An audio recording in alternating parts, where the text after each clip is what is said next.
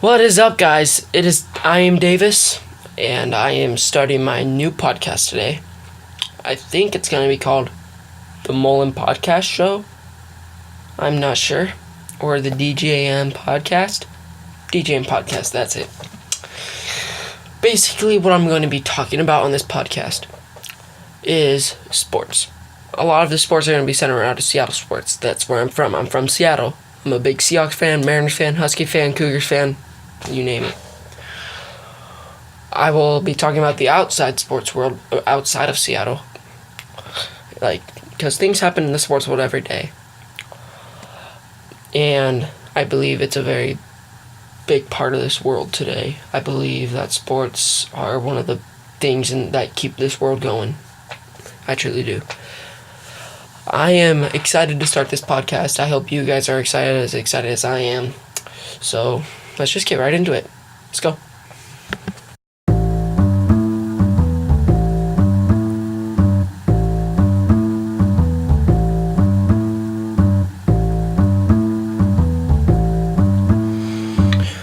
Okay, the first subject I'd like to speak about today, the Seattle Mariners, and what we are doing. Because as you might know, we're basically rebuilding in Seattle. Do I agree with it? I don't know. We'll figure it out as we talk about it. The second thing I'm going to be talking about is the Seattle Seahawks and their road to the playoffs and how they're really going to make the playoffs. It's going to be a challenge. It's going to be a big challenge. But I believe the Seahawks have the willpower to be able to push through it. We got Russell Wilson. We'll get into that. We'll get into it. Third thing I want to talk about outside of Seattle, or no, this is not outside of Seattle sports. That's my bad. Is the Apple Cup coming up on Friday? Big game. Winner wins the Pac-12 North. Goes to the Pac-12 championship. Huge game. Huge game. Who will come out on top? Huskies, Cougars. We'll dive into that as well. Fourth order of business, the Monday Night Football game against the Rams and the Chiefs. There's a lot to talk about with that. We'll get into it. And then, if we have time, I want to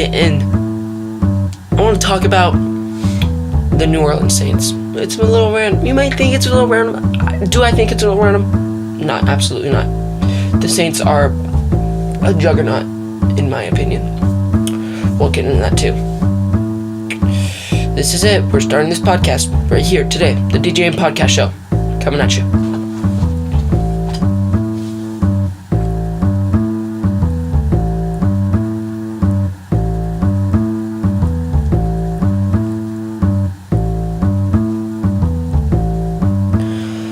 Okay. Let's talk about the Seattle Mariners and what they're doing. Something very recently just happened. I think it was yesterday or the day before. I'm not quite sure.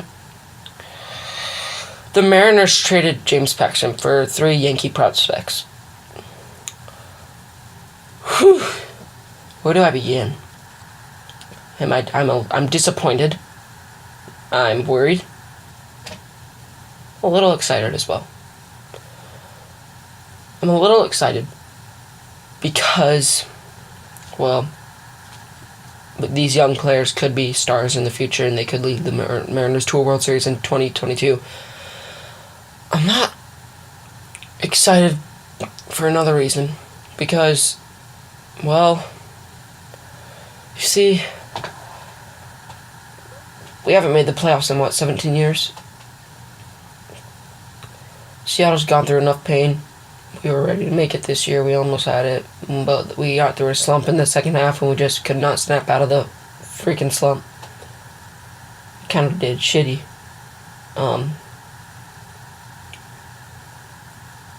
And, it wasn't good enough. The Oakland A's got on an amazing run. Much respect to them. And, no playoffs. 89 wins, but not enough, so it doesn't matter.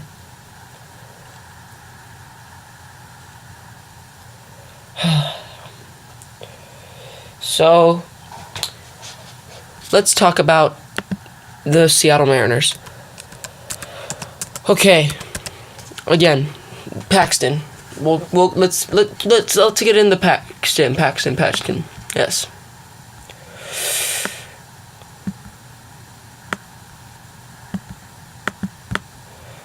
Okay, hold on. All right. The Mariners. What do we get out of Paxton? What do we get out of trading Paxton?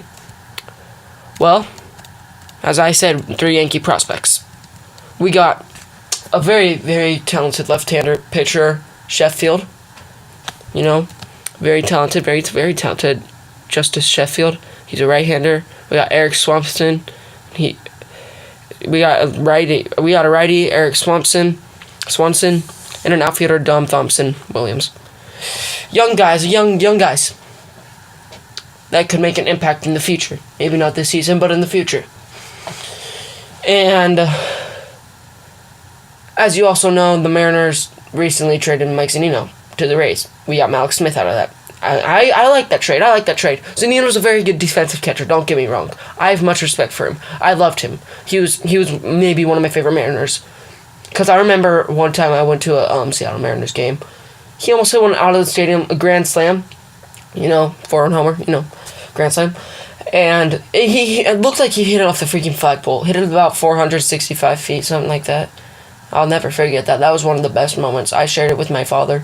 It was great. I'll never forget that. That was one of my favorite moments, being a Mariners fan personally, which I haven't been alive for much greatness out of the Mariners system. But he hasn't been able to hit. He's great defensive, but he hasn't been able to hit. You hit, you play. That's what I've learned. And he hits, and he plays. I don't think he deserves playing time. I think he could find a better person. So we'll see what happens with the catcher position for the Seattle Mariners.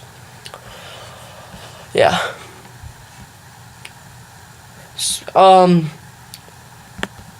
There's rumors about us possibly trading Edwin Diaz. I don't want that to happen at all. Great closer, the best in the majors by far in 2018. Man, there's a lot with the Mariners. We're only in November. We gotta wait till freaking February, maybe even March. We'll see what happens. It could be a wild off season for the Seattle Mariners. Okay. This podcast may be a little short. This first one. This is the first one. This is like an intro to what it will be. It'll be greatness. All right. So, now let's talk about the Seattle Seahawks. Big, huge Thursday night win over the Green Bay Packers. Huge. Russell Wilson had a pretty bad first half. He came back in the second half. It looked like he was on point in the second half. Led us to the victory. And, I'm very happy with the way our team came together in the second half. Rallied, took the lead, beat the Green Bay Packers at home. And now we have a legitimate chance again at making the postseason. The Packers, on the other hand, 0-5 on the road. This really hurt their postseason. They're great at home, 4-1, because they've tied. But they just can't figure it out on the road. And, that's one of the biggest reasons why. Aaron Rodgers, he's a great quarterback, okay? He's a phenomenal quarterback, phenomenal. He's got a big game. They got a big game against the Vikings. If they lose this game, they're out. Rodgers is having a great year, don't get me wrong. 3,073 yards passing, 19 touchdowns, and 1 interception. Great year. They're coming into Minnesota next week on Sunday Night Football. And they've got a great guy, Kirk Cousins. The Vikings are a very good football team, I believe. I believe. And, alright, we're going to get back to the Seahawks. That win boosted their playoff chances by 1 million. And they win this week against the Carolina Panthers. It's a big game against the Panthers. The Seahawks have a lot of big games coming up. Alright, so I believe the Seahawks can beat the Panthers. Hopefully we can get the Panthers to lose 3 straight games.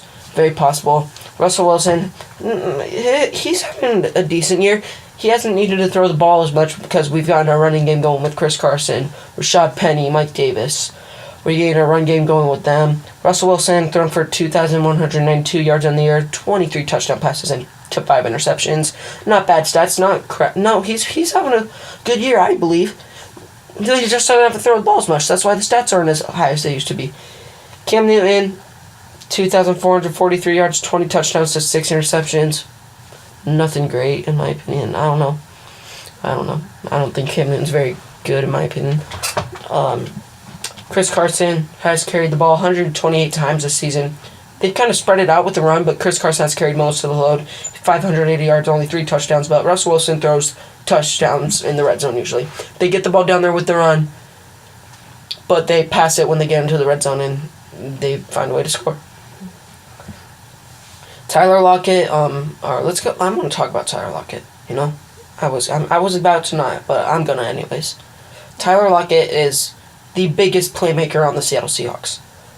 No one tell me he's not. No one tell me he's not. Huge plays. 40, 50-yard, 60-yard plays. 7 touchdown passes. Makes huge catches. He's a fast guy. He's a little guy, but he's a fast guy. He creates separation from the corners. He's just so quick. He's able to separate himself, get open in midfield, finds himself, and he can run very well. He makes great plays. He has great hands.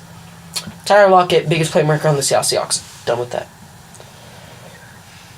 Alright. You know, I want to talk about the Kansas City Chiefs versus the St. Louis Rams game on Monday Night Football. Great game. Absolutely phenomenal game. I watched it. It was phenomenal. You know, freaking Pat Mahomes threw he threw fucking 470 yards and 6 touchdown passes, 3 interceptions, but screw that. The 6 touchdowns cut that out. Jared Goff had a good game too, 413 yards, 4 TDs. Kareem Hunt, 14 carries, 70 yards. Todd Gurley, 12 carries, 55 yards. Both teams could seem to struggle finding their run game throughout the game, even though it was a 54-51 Rams win. Tyreek Hill had a great game, 215 yards receiving, 2 TDs. Brandon Cooks had a decent game as well, 8 receptions for 107 yards. Both teams have nothing to be ashamed of, especially the Chiefs. They come into LA, put up a fight. I thought they were going to win for a minute there. You know, the Rams just came out on top. What a game, though. What a game. 105 points. I mean, there's nothing really to say. There's a lot to say about it. But both teams played their hearts out. They played their asses off. The Rams just came out on top, and that's the way it is. Yeah. So, there's nothing to do about that. Oh, I almost forgot. There's one more thing I'd like to talk about with the Mariners. So, a little bit of controversy. I think it's all bullshit. So, the Mariners are being threatened of being racist. It's all crap, in my opinion. This lady, I don't even know her, and I don't know her name, and I don't want to know her, and I don't want to know her name. She's accusing Jerry Dipoto and Scott Service of being racist. I think she's salty she got fired. She's telling them that she said that Jerry Dipoto calls Latino players lazy, whatever, all this bull crap, like saying the N-word, all this bullshit. It's all bull crap. I just wanted to clear that. It's all bull crap. Mariners fans, don't believe that crap. That's shit. No, don't believe it. The Mariners are not a racist ball club. They never will be. They never have been. Everybody's a racist today in this world. Think about it. Everyone's a racist. Donald Trump's... Everyone's a racist, okay? Everyone's racist. Yes, there's racist people in this world. But we're not as racist as people make it seem. I believe we are not a racist country, in my defense. We have some racist people in this country, but we are not overall a racist country. That's my opinion. Alright, let's get out of that. Let's get out of that mode and let's go back to sports. So, let's talk about the New Orleans Saints. Drew Brees is putting up records this year. He's putting up a ton of records. 2,964 yards passing, 25 touchdown passes to 1 interception. Phenomenal year. Drew Brees is having a phenomenal year. Absolutely great. Absolutely incredible. And I'm lucky to have him on my fantasy team. I think he is the number 1 quarterback in fantasy. I think he is. Pretty sure. I also have Alvin Kamara on my fantasy team. He's ran for 617 yards, 11 TDs, having a great season. Michael Thomas also on my fantasy team. That's why my fantasy team is so good. 82 receptions for 1,042 yards and 8 TDs. Great season. The Saints are the team to beat in the NFC for a lot of reasons. They've beaten the Rams. You know, they had a decisive lead at a point. I think it was 35-14 in that game at one point. And they still beat them by 2 scores, 45-35. They beat the LA Rams 45-35. The Saints are a very good team. They are a juggernaut. I will repeat this as many times. They are the team to beat in the NFC. They are. They're the team to beat in the NFL. I believe it will be the Saints and the Chiefs in the Super Bowl. And here's why.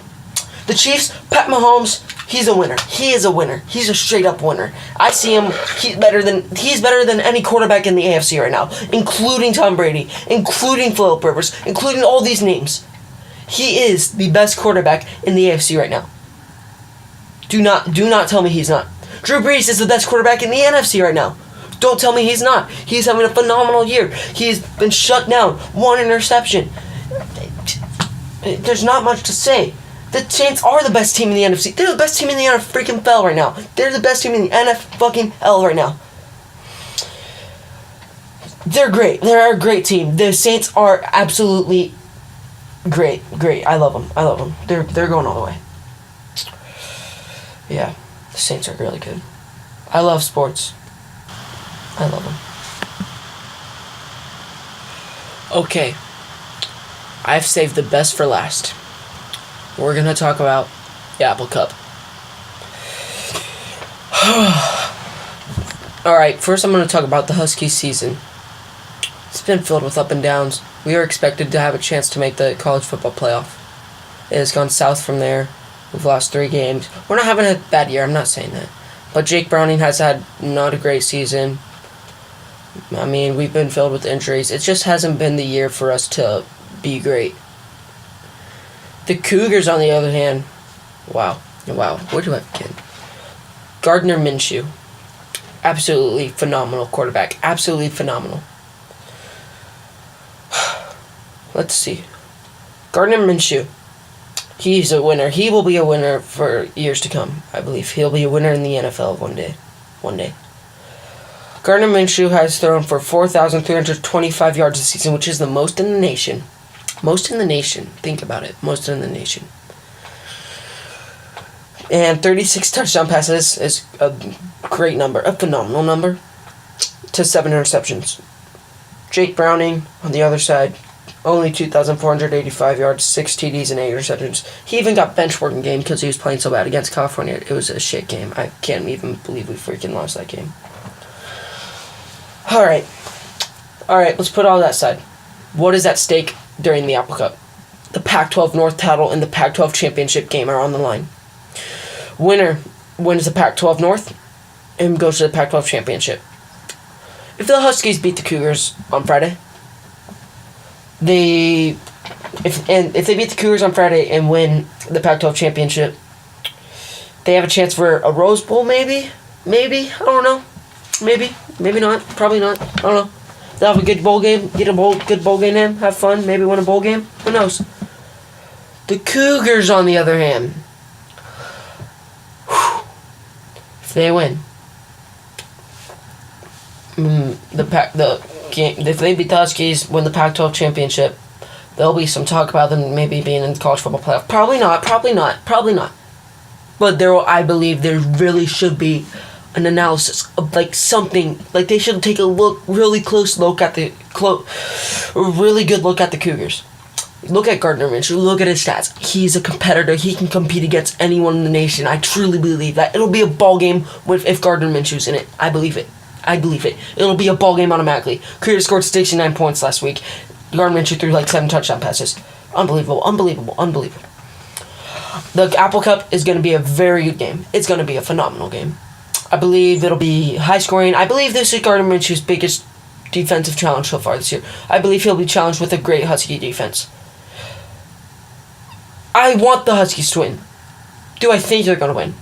No. I think the Cougars will come out on top 42-35. I just think they'll come out on top because I think Gardner Minshew is going to handle this Husky defense very maturely, very well. And Jake Browning will have a good game, just not good enough. I just don't think the Huskies are good enough to beat the number 8 team in the country right now. I just don't. Man, what a great show. What a great podcast.